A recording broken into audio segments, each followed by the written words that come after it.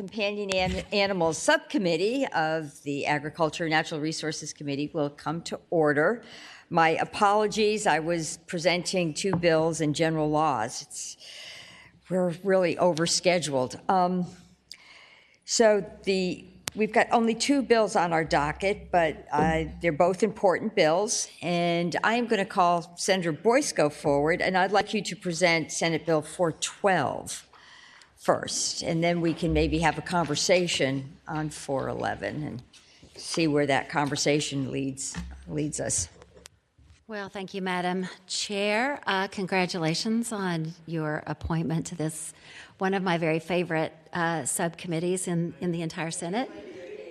It is. I'm a frequent flyer, frequent visitor. Let's be honest, it's called the Boysko Stanley Committee. It is. It is. Madam Chair and members of this auspicious subcommittee, I have Senate Bill 412, which is a bill that makes it easier and more accessible for families to vaccinate and microchip their pets safely. First, I have an amendment in the nature of a substitute.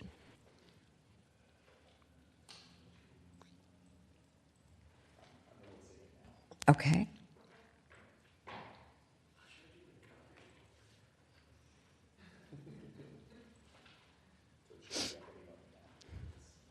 And I can tell you that that amendment in the nature of a substitute is a product of the work that we've done with the veterinarians and the shelters so that everybody is happy with it.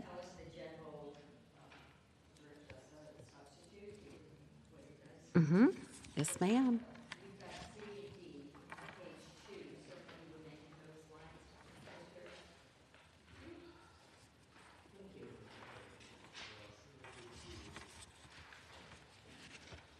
Certainly. It clarifies that rabies clinics that are approved by their local health departments and governing bodies may offer microchipping and other animal health vaccines like parvo at the discretion of the licensed veterinarians participating in the clinic. And they will provide them their vaccination records, ensure that the veterinary establishment retains a copy of the vaccination record, and the veterinary technicians may administer the vaccinations at the rabies clinic under the immediate and direct supervision of a licensed veterinarian on the premises unless otherwise provided by regulations. That's the big thing. The number and type of vaccinations administered, and the number of microchips administered, and the number of veterinarians and veterinary technicians in attendance will be reported to the local health departments. I have a question. The purpose of the microchipping, is that to always be a reminder that the animal was vaccinated if papers can't be found, or is there a Madam Chair, it's if your dog or cat ends up getting lost in the neighborhood, they have a microchip, they could go to any vet, they have a little thing and they could identify them. It would say, this is Sparky, he belongs to Barbara Favola, and then you would get your pet back. So it's a great thing, but also if there is an outbreak of rabies or something like that, right, you would be assured that that animal has been vaccinated and is a safe animal. But this is optional. Rabies clinics approved by the local health department may offer microchipping. That's optional. Okay. Correct. Yes, ma'am. Decision. Okay. I understand the bill. Colleagues, do you have any questions for the patron? Okay. Are there people here to speak in favor of the bill? Madam Chairwoman, members of the committee, my name is Tabitha Treelor. I'm with the Richmond SPCA and also with the Virginia Federation of Humane Societies. It was a member of the Virginia Federation of Humane Societies that approached the senator about carrying this bill, and we're so grateful that she has brought this forward. It's really crucial to need to provide veterinarians authority to administer core vaccinations and microchips during community rabies clinics. We've seen the gaps in care since the COVID lockdown. Families who acquired pets, but now we are seeing that surge of pet ownership has placed a tremendous strain on our veterinarians, and many new pet owners have struggled to get appointments for their pets. That shortage of veterinarians has been compounded by inflation, rising cost of veterinary care, and now many Virginians with pets are struggling not only to access basic wellness care, but also to afford it. There's extensive studies with Mars Veterinary Health on the cliff that we are facing. And there's a great need in the Commonwealth for veterinarians to be able to provide these vaccinations at low cost.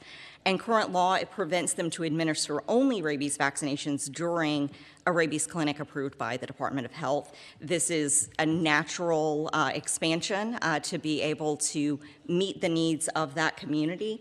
The Fairfax County Animal Shelter approached dozens of private veterinary hospitals to see if they would partner with them to provide vaccinations for residents with pets in need, and all but a few declined because they were struggling to meet the needs of their existing clients.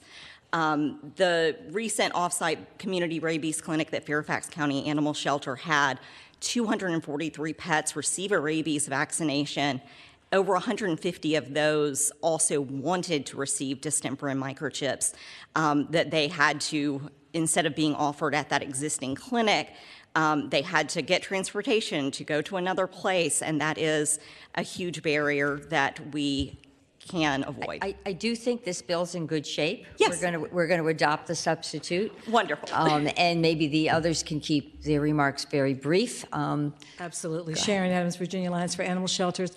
I want to thank the Board of Veterinary Medicine, which has come on board with this effort because it's taken a while. I want to thank the Department of Public Health, Dr. Julie Murphy, who is here, who is the rabies queen in Virginia, who has come on board with this bill. And I want to thank my colleague, Susan Seward, who spent hours along with me helping to write it. So it's a great bill. It's a huge step forward. Thank you.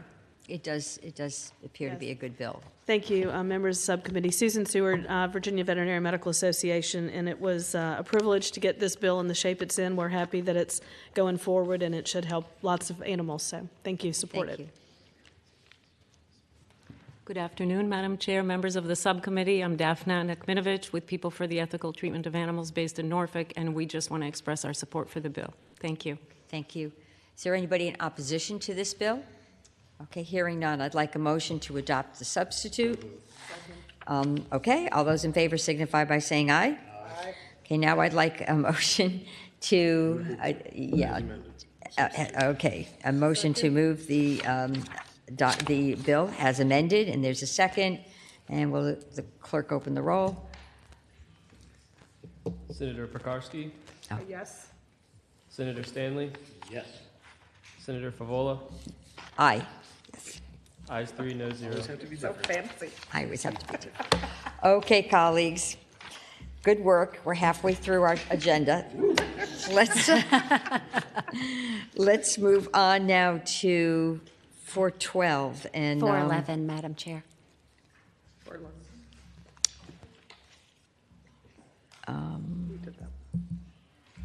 Yes, my apologies. We're moving on to 411. My apologies.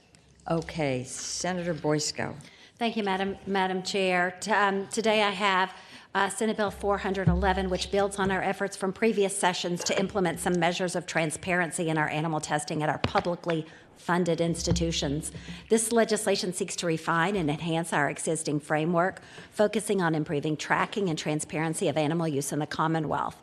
In the simplest terms, SB 411 is an attempt to determine what is the 411 with animal experimentation in the Commonwealth. Before I tell you what the bill does, let me tell you what it does not do and who it will affect. The bill does not prohibit animal testing and would only affect facilities that receive public funding. Private veterinary clinics, federal facilities, agricultural operations, and events are specifically exempted from this legislation. It does two things. By amending Virginia Code 3.2-6593.2, It requires animal testing facilities to make public information about the number and the species of animals experimented on at each facility and distribution of public funding of animals versus non-animal methods, and it makes it possible for public to access this information. SB 411 requires the reporting of the following data: the total number of animals used for testing. Secondly, information about how that number was calculated. Thirdly, the percentage of funds spent on animal testing and the percentage of funds spent on non-animal testing methods. Madam Chair, you might remember that in 2020, Senator Stanley and I introduced a bill about animal testing after we learned about the horrors exposed at Envigo, which I think touched your heart as well, from whom they had been purchasing beagles for testing for years. That bill was tabled. 2 years later, the truth about Envigo came out again thanks to PETA's undercover investigation, and no less than 5 bills passed unanimously on the very same issue. Everybody now is very pro-beagle and pro-animals. Senator Stanley and I were on the case early on. We are still dedicated to making sure that the animals in the Commonwealth are treated humanely and with dignity, and this bill is an extension of that effort. I introduced this legislation because transparency is important to me and to other people who have signed on to this bill. And I think it's important to Virginians in the whole. I recently learned that just 5 of our publicly funded universities had 88 violations of federal animal welfare laws, regulations, or policies just since 2015. That's troubling. I think a bit of sunshine would elevate not just transparency, but the level of animal care that our taxpayer dollars are paying for. Some of the figures this bill asks about are already maintained by testing facilities, whether they be required as part of the National Institutes of Health reporting requirements by the federal government, as part of the approval process for the Association of Assessment and Accreditation of Laboratory Animal Care, or they are required for the billing of animal purchases and sales. So this is something that is being tracked already. It is in the public interest to have the data regarding the amount of taxpayer dollars spent on animal test methods versus non-animal test methods. Science in the 21st century is rapidly changing towards human-based technology. And you know that now we have cruelty-free cosmetics because we don't have to test on animals anymore because we have the technology. Only by knowing how the public dollars are being spent will the Commonwealth be able to effectively incentivize innovation and advancement in research and development. In addition, this bill will cap at $25 the fee that testing facilities can charge for documents pertaining to violations of federal regulations, policy, or guidelines. This will cap only apply if the requests have something to do with the violations. I know that you will agree with me that none of our animal testing facilities in Virginia should have any violations, but if they do, we want to know that, right? This is a meager requirement that they would have to follow up with, and taxpayers shouldn't have to pay hundreds or even thousands of dollars to find out how or why. I think this is common sense and it's fair. And I urge you to report the bill, and I have folks here who I know want to talk about it on both sides, so.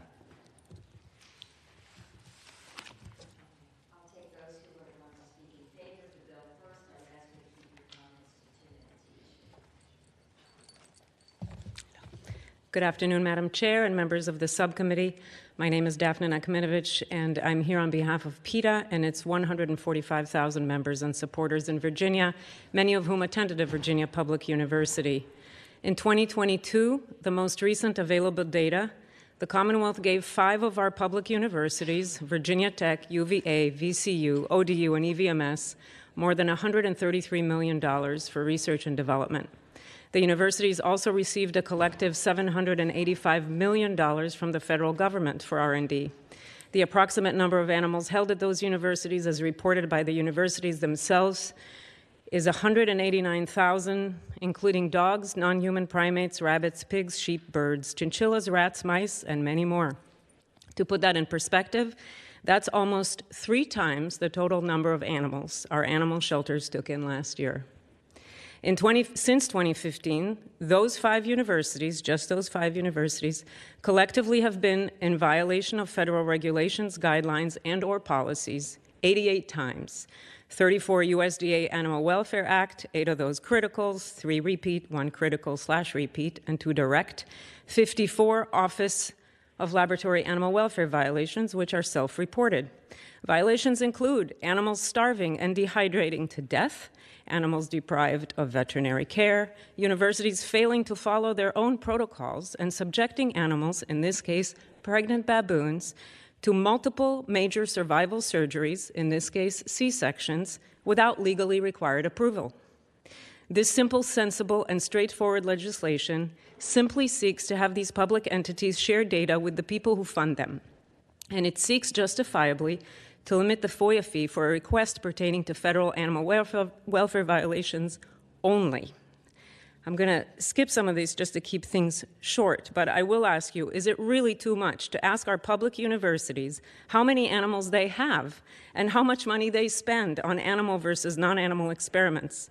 This is data they already have. The universities file their numbers with both ALAC and the Office of Laboratory Animal Welfare, and they have this data. As far as funding, if you've ever applied for a grant or worked at any kind of company, you know that you keep track of funding, where it comes from and where it goes, especially if what you're taking in is in the millions. Grant applications require details.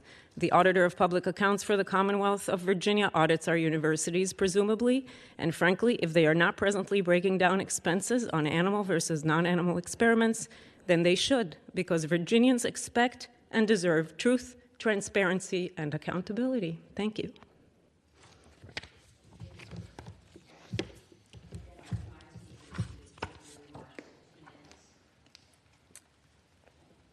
Madam Chairwoman, Tabitha Treelor again for the Richmond SPCA and the Virginia Federation of Humane Societies. Every shelter in Virginia, private or public, has to annually report statistical information to VDACS regarding the number and type of animals we take in and their outcomes. We ask that you would recommend this bill because facilities that use animals for experiments in Virginia, even those funded by public monies, aren't currently required to report this basic information. The public scrutiny that Virginia animal shelters are welcoming, and which requires us to meet a high standard of care, it is not something that we're requiring of the facilities experimenting on animals, including the publicly funded ones. And many of them have committed federal animal welfare violations without the knowledge of this body or Virginia citizens, and we ask that you will recommend this bill to the committee. Thank you. Sharon Quillen Adams, Virginia Alliance for Animal Shelters. I echo what Tabitha said, and I leave you with sunlight is the best disinfectant. Anybody else want to speak in favor? My name is Riley Park, and I am a resident of Richmond. I earned my undergraduate degree from the University of Virginia and my graduate degree from Virginia Tech. I thank Senator Boysko for introducing this bill and Senator Stanley for being a chief co-patron. As an alumnus of two institutions that still use animals for experimentation, this issue is very close to my heart. A fellow UVA alumnus friend a few years ago convinced a professor to release for adoption hamsters who had been used in circadian rhythm experiments. The alternate plan for these hamsters was death. So my partner and I ended up with Army, the hamster, who taught us that even tiny animals have personalities and quirks. Army never met a cage he couldn't manage to escape, something all animals in labs wish they could do. I am a proud graduate of these universities, but I am far from proud of their long list of federal animal welfare violations. And this bill is a simple and sensible attempt to increase transparency at universities whose very existence our taxpayer dollars make possible. Please vote to report the bill. Thank you. Hi, my name is Marissa Price. I am also a resident of Richmond. I attended VCU right here in Richmond for several semesters, and during my time there, the fact that animal experiments were taking place right there on campus was entirely hush-hush, despite the fact that I was studying in the life sciences departments. The nation's eyes were open to the horrific experimentation industry because of the suffering exposed at Envigo right here in Virginia, as was mentioned earlier. While our public universities have dozens of federal animal welfare violations going back the past few years, And even though these violations are a matter of public record, getting documentation is so expensive and difficult. So as an alumni of the public university in here in the Commonwealth, I support transparency and accountability, especially for entities funded by Virginians.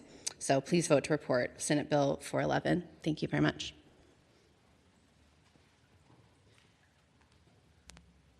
I expect there's somebody here who wants to speak in opposition. It's okay. I'm sorry too. Madam Chair, members of the subcommittee, Ross Grogg with Kemper Consulting on behalf of Eastern Virginia Medical School. There are a few other higher ed institutions to speak against the bill today. I'm going to focus on one component, the FOIA exemption. EVMS alone, since August, has received 13 FOIA requests. The average cost of those requests is almost $400. So, the cap of $25, while it is not only a precedent for FOIA cost cap, it would be a significant financial burden on EVMS as an institution. In addition to the rest of the provisions of the bill, which we also have concerns with, but I'm going to let my colleagues from the other higher ed institutions address those. Mr. Stanley, it looks like you have a question. Madam Chair. Senator Stanley. Madam Chair, I'd ask the gentleman. So right now you're getting FOIA requests because there's no such transparency bill like this in place.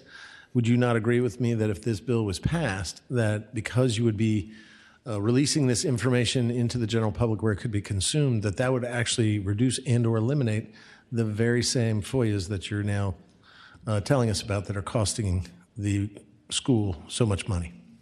Madam Chair, Senator Stanley, it is my understanding that those FOIA requests have nothing to do with the animals that are added to by the counting that's done in this bill. All of those FOIA requests are related to animals that are already reported and are already subject to numerous federal regulations and reports that we do release publicly today. Madam Chair. Senator Stanley. Madam Chair, to ask the gentleman, it seems to me, what is the concern with not releasing to the public this information of what you're doing with these animals, their status, and especially when taxpayer money is being used in the procurement and the experimentation of these animals? Madam Chair, Senator Stanley, I think from EVMS's perspective, we are a small, at the moment, not a fully state-owned institution, although that is changing on July 1st. The number of animals that we have in the, as I describe it, smaller than rabbits, which is what this bill would entail. How you count those is complicated. It requires manpower. Members have suggested that, you could just have a grad student, stand and count animals, and that's just not how this could be implemented. And so the sort of counting and a cost accounting that this bill would require would be a significant, burden on the institution. And, if it's the General Assembly's will to, support that financial burden, which we believe to be in the millions of dollars across the higher ed institutions, then that's the will of General Assembly. But I think it is our job to share with you all that we have grave concern about the effort, the time and effort that this would take us to provide and put in the public sphere. And it has not been articulated to us what the actual goal of this legislation is besides just transparency. Madam Chair. Senator Stanley, and before, forgive me, before you proceed, I don't have a note here that this should go to finance. Should it go to finance? Is that? We haven't. Okay. So it might be our parent. Madam Chair, if I may, we've all submitted to Chev our estimated fiscal impacts. So I know that that is not posted yet, but it is in the works. For EVMS, we estimate a $375,000 annual financial impact. Okay, Senator Stanley. Thank you, Madam Chair. Madam Chair, I'd ask the gentleman, and I appreciate the answers he's giving and engaging in this conversation, but is it fair to say, or at least I'm gaining from what this conversation has been up to this point, that the higher ed institutions don't keep a record of how many animals they have at any one given time, how they're disposed of what happens to them? One would even think if they're being experimented on with chemicals or other things, or that may be a hazmat issue. And so am I to understand that these are records that are not kept already, that we're not just taking records that you have and transmitting them into the public sphere? I can let maybe some of the other higher ed institutions that do more research in this space. I know that EVMS's research is primarily in the larger animal space, although we do have, some mice and other rodents. And so, how we count those, I think our attorneys and the people in our animal, testing and research department feel like what the bill requires and the criteria in the bill is something that would be onerous and more than what they're doing today. Madam Chair, I thank the gentleman. Thank you, Senator. Thank you. Madam Chair, Elizabeth Hooper with Virginia Tech, members of the subcommittee. I'll echo what my colleague on behalf of EVMS shared. I'll just also state that under current federal law, we do count and do make public, thank you to Senator Boysko's bill last year, we actually do make public what we refer to as an APHIS form, which covers all of the animals that are covered under the Animal Welfare Act. So for Virginia Tech, that's about 1,700 animals. You can find that listing on our website, as well as any of the citations that we receive. I'm glad to say that our last visit from USDA, we received no citations. So we are, I'm very proud of that. We're also, I believe that Virginia Tech has improved its transparency internally about understanding what we need to be doing in some of this space. I will say, currently, there is no centralized mechanism to count all species of animals on Virginia Tech's campuses or its other 8 facilities that would be engaging in this work. So in order to perform that task, we would need additional facility managers, researchers, and comptrollers. So we anticipate that implementing a new system would require some technology, of course, and probably a new unit with about 4 FTE. The total cost of that would be $1.8 million. To your question, Madam Chair, we did send some updated numbers to the Department of Planning and Budget, I think probably by like 3 o'clock yesterday. So they should be hitting the system. I apologize for the late notice. I appreciate what the senator's trying to do. We've done a lot in this area. We're very proud of that. Unfortunately, we do think that this would be very challenging for us to do, and it would be very costly for us to do. I think the subcommittee's I'm happy to answer any questions. Maybe we can take one step at a time with one bill that requires some transparency on the website.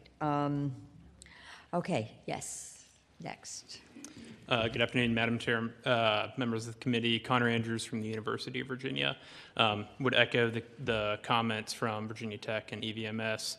On the FOIA point, we would argue that the cost of a FOIA request should depend on the nature of the request and the time required to collect, prepare, and review the information requested. Secondly, providing an exact count of some non-USDA species, for example, mice, would be difficult for the reasons previously mentioned. Not something that we currently do. We are accredited by an accrediting body, ALAC, and with that we do a approximate count on annual reports for that. But to achieve a exact count is something that would be a step further from what we're doing right now, and not to say that it can't be done, but would require additional resources and effort to arrive at those. And thirdly, on the calculations of funds expended, for similar reasons would also be challenging. This aspect of the bill would likely require new tracking and accounting systems, as our financial systems aren't structured to support the aggregation of costs in the manner required by the bill.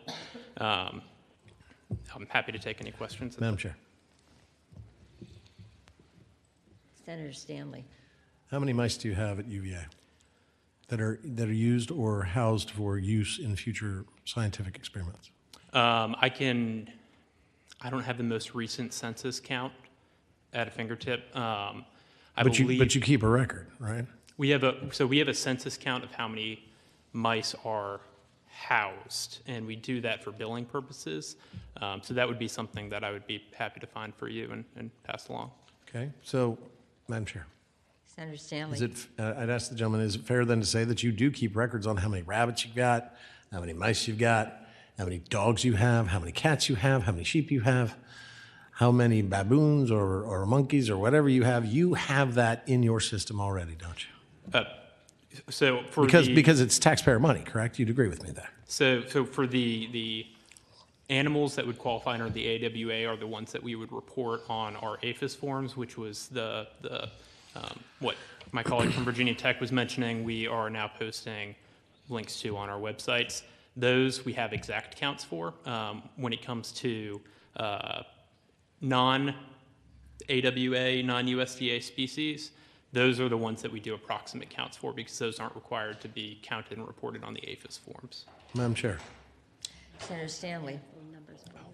But you would agree with me that every single animal, whether you have a count of them and an approximation for, about how many you have or not, is from funds that are either acquired by public funds from the taxpayer or by donations that you receive from alumni, foreign countries, whatever.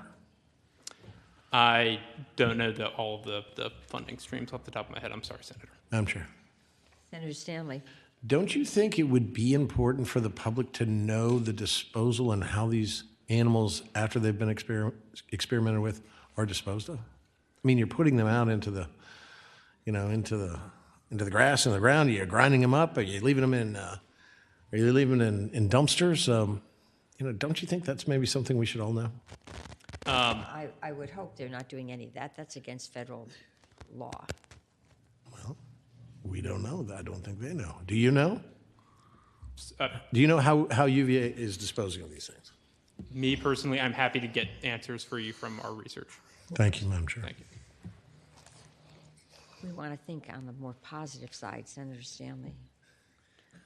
Madam Chair, I can't find a lot positive about the experimentation, the horrible experimentation on animals. But that's me, and you know how I go. I know how you go.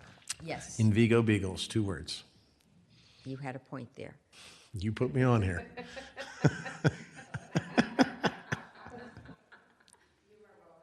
Thank you. Good afternoon, Madam Chair, members of the committee. My name is Lauren Posey. I represent George Mason University. In prior years, George Mason was not included in the scope of this legislation. This iteration of the bill does include mice and small animals. That's where Mason is, which is why we were not engaged last year. We currently do not none of the animals at George Mason are required under the USDA to be reported. We do not have current mechanism to track and publish. I will say that our PIs in all of our experiments do track, to the senator's question. They are aware of what is happening in their scope at any given time. It's just with mice in particular, there's breeding, there's lots of ebb and flow in those populations, and so that becomes very burdensome. And research and R1 institutions in general, burdens to research can slow research, period. And we've got to we desperately want to maintain our competitive edge as R1s in the institution. Thank you. Next. Good afternoon, Madam Chair, members of the subcommittee. My name is Caitlin Reed. I'm with James Madison University, and as a fellow research too, would like to closely associate James Madison University with the comments from my colleague from Mason. JMU has populations of mice and rats, and would now be included under this legislation where we previously were not. We do anticipate it would take some resources to comply, and we thank you for your time. Madam Chair, members of the subcommittee, Annie Gibson with Old Dominion University. I will do us all a favor and not repeat the comments stated by all of my higher ed colleagues. We do anticipate a fiscal impact, pretty large fiscal impact for ODU at close to $700,000 in order to implement this legislation. In addition, we do fear a chilling effect on our recruitment of outside researchers, considering this would be increased labor as compared to our neighboring states. Happy to answer any questions. Madam Chair, I just have some information here that I think might be helpful. Okay. So I have reports from the USDA and ALAC and some others that actually provide some of the numbers that we were talking about. So for instance, according to the data I have for VCU in 2022, they had this is the ALAC report, 16,202 fish, 2,718 rats, 21,165 mice, 221 rabbits, 65 amphibians, 509 birds, 22 swine.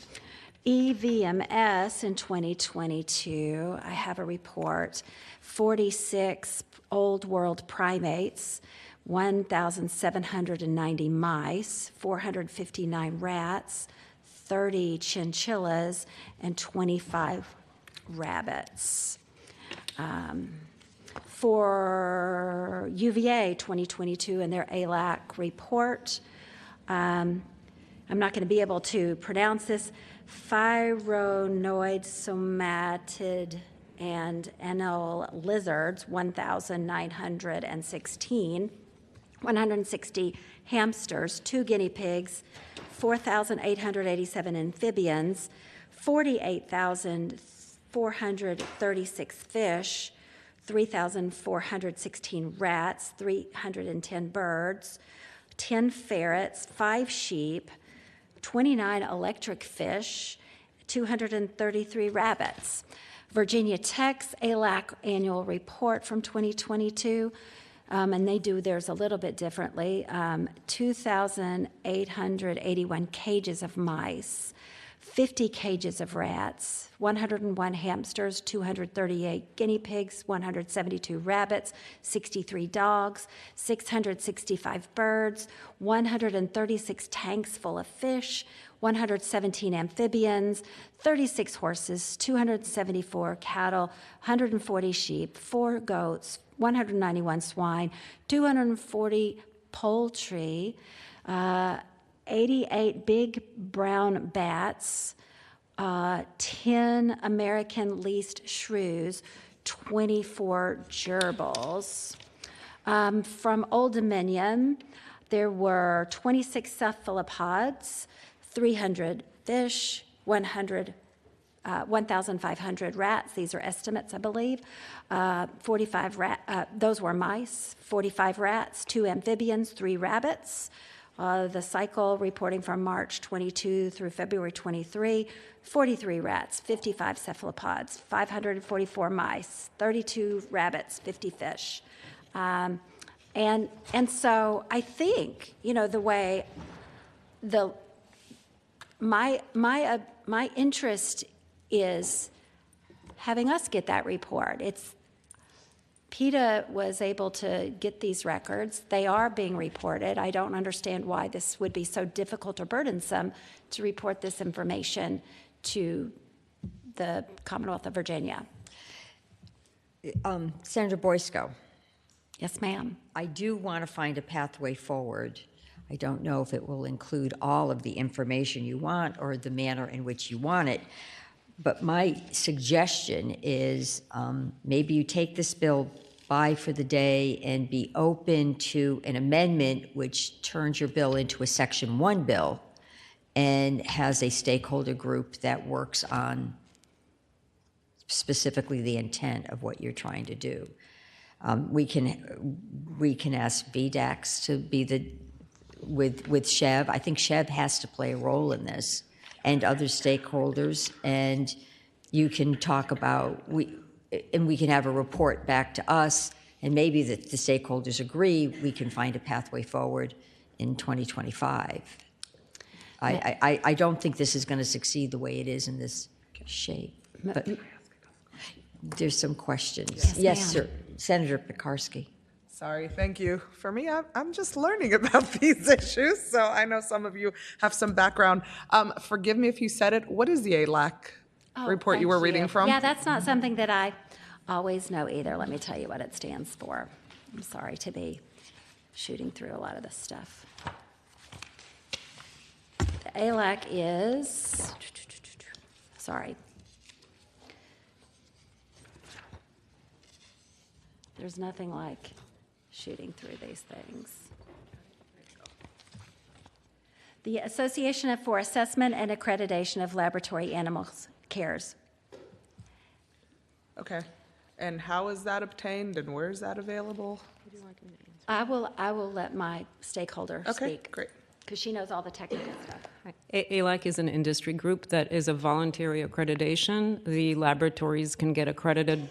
Mostly they get preferential treatment for funding and other things with the NIH, the National Institutes of Health. If they have accreditation, accreditation requires them. They have to pay for the accreditation. I think we have the figures of what each university paid for ALAC, but it's essentially it's not an inspection agency, it's not a law enforcement agency, it's strictly an accreditation agency that requires some reporting. And so these numbers are voluntarily reported as part of the accreditation to ALAC.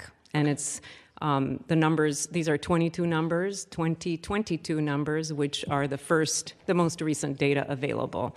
So the numbers for 2023 are actually not due until November 2024. Okay, thank you. That's helpful. Don't leave. Senator Pekarsky. Thank you. Sorry about that. The $25 cap, where did that come from? How did you land on that? Madam Chair and Senator Pekarsky, the groups that really follow these issues closely spend a lot of time trying to understand what's going on with animal welfare, and they are nonprofits. They are sometimes not as well funded as others are, and so this was the number came with PETA. Suggested, okay. So when we start talking about FOIA caps, I get a little heartburn because, when you look at others, say public schools, right? People do FOIA requests there. So we don't, I don't believe we have caps on that. So that leaves me a little bit uncomfortable why we would do that in one scenario and not another. And I think that would raise questions. So that portion of the bill just leaves me with, just more questions there. But I understand what the point of it is. And I appreciate that because FOIA requests can get expensive, I know. But I just want to make sure that we are consistent in different, places of the law with that. And then my other question was, what do you know, and you may not know, what do other states do with this? Is there reporting in other states? Requisite reporting? I don't know of any. Okay. Madam Chair, we're not aware of other states where they do it. Okay.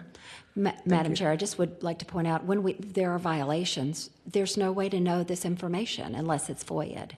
Yeah. And that's really very expensive for the organizations who are monitoring this to understand what that is. So this bill, again, having some transparency where things are posted about what the numbers are, helps give a little bit of sunlight, as one of our people who just spoke earlier or maybe would having a provide. report posted on the website, which has violations but some context, because some of the federal requirements are sort of they're nonsensical. The universities can be dinged for something that doesn't have anything to do really with the quality of care the animal's getting. It just happens to be in that reg.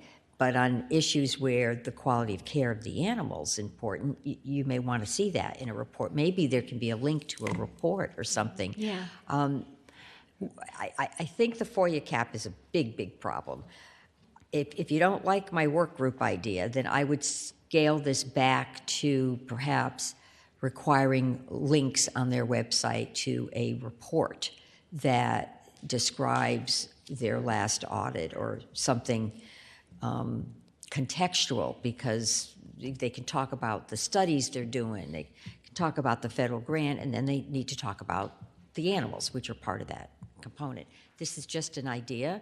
I don't know if the universities would be open to it, but I do know, as a former federal employee, you do have to provide a fair amount of reporting when you get a federal grant. So I think what I'm asking is probably not necessarily new information, but linking to information that you may have to report to the federal government anyways. I'm throwing this out so we can think about this, and maybe that is what your bill looks like going forward, and then we can do more in 2025. But the current bill, I'm pretty sure, is not going to have legs. Madam Chair, I would just say that having the sunshine and knowing, right, having the community understand what taxpayer dollars are spent on would be something that I think would be beneficial. As you remember in 2020, and I'm certainly not in any way making any comparison to the facility but I carried a bill forward in 2020 saying that we needed to do something about that, and we finally that location, and everybody said, we're going to fix it, it's going to be fine, and it didn't. And then finally, it was because we continued to push for more transparency that they decided. I think right? transparency is a good You understand where thing. we're coming from. I don't think there's any disagreement up here that transparency is a bad thing. We just have to be sort of comprehensive about what we ask for, because if you don't really understand what you're reading or the context, that's not transparent. That's not transparency either.